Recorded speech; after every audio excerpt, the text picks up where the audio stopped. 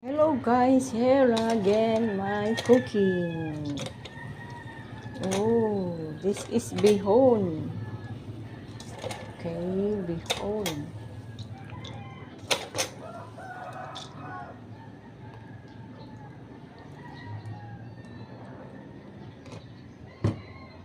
Magluluto ako ng bihon guys.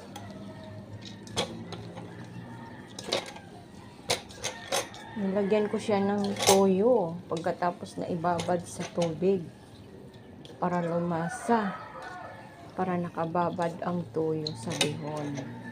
Lagyan lang siya ng konti. Ayan guys. Ayan. At least meron kayong mga konting idea sa akin. Ayan. Okay guys, this is my recipe. Look at very simple.